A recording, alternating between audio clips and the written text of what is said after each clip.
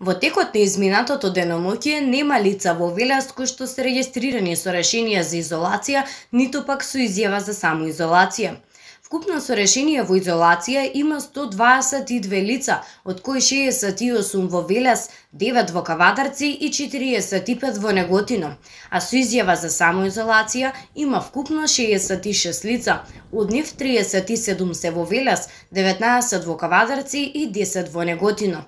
Од страна на полициски службеници извршени се контроли кај лица во изолација и самоизолација, при што утврдено дека сите ги почитувале овие мерки.